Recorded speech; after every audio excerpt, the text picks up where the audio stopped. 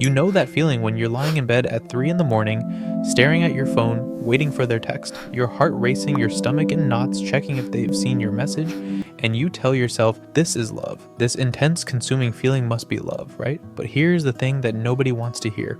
What if I told you that the very intensity you're feeling, that desperate need to be with them, might be the biggest sign that it's not actually love at all? What if everything you thought was romance was actually just attachment? Stay with me, because what I'm about to share might completely change how you see your relationship. And honestly, it might save you years of heartbreak. Look, we've all been there. We've all felt that rush, that obsession, that can't eat, can't sleep feeling. Society has programmed us to believe that love is supposed to be this all-consuming fire. Every song, every movie tells us that if you're not thinking about them every second of the day, if you're not jealous, if you're not making them your entire world, then it's not real love. But here's the truth bomb. That's not love, that's attachment. And there's a massive difference between the two. So how do you know? How do you tell if what you're feeling is genuine love or just emotional attachment disguised as romance? Imagine this scenario. You're in a relationship and everything seems fine on the surface. But deep down, there's this gnawing feeling. You're not happy when you're with them, but you're absolutely terrified at the thought of being without them. That right there is the first major sign. When you're attached to someone,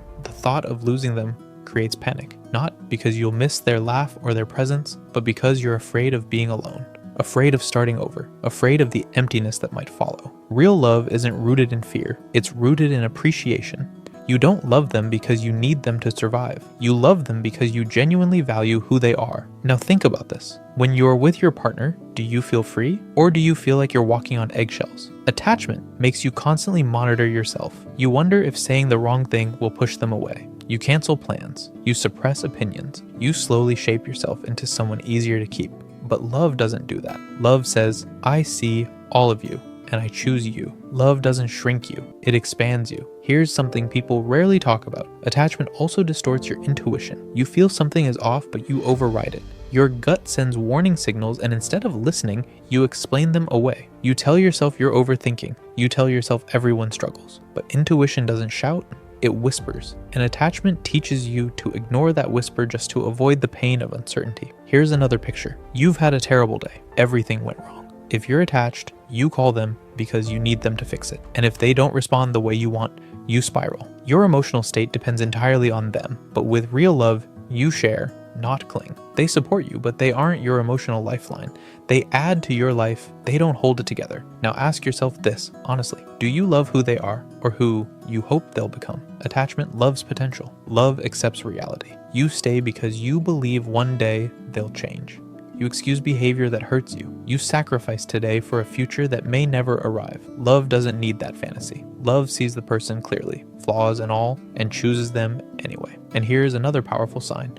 Notice how conflict feels. With attachment, disagreements feel threatening. Every argument feels like it could end everything. You rush to apologize even when you're not wrong, just to restore peace, not resolution. Peace, because attachment values closeness over honesty. Love, on the other hand, allows conflict without fear. It understands that disagreement doesn't mean abandonment. Here's another uncomfortable question. How do you feel when they succeed? If you're in love, their success makes you proud. If you're attached, it scares you. Because what if they outgrow you? What if they leave? Attachment breeds insecurity. Love creates trust. And here's a big one. Do you feel whole when you're alone? Attachment makes you feel empty without them. Your joy disappears when they're gone. Your identity revolves around the relationship. Love allows you to miss them without losing yourself.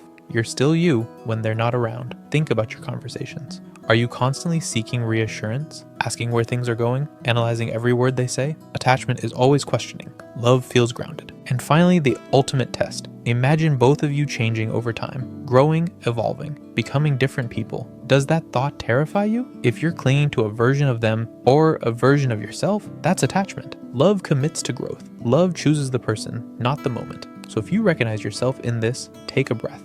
Awareness doesn't mean failure. Attachment isn't bad, it's just incomplete. Real love isn't about needing someone, it's about choosing them every day without fear, without losing yourself, and that kind of love, it's worth waiting for.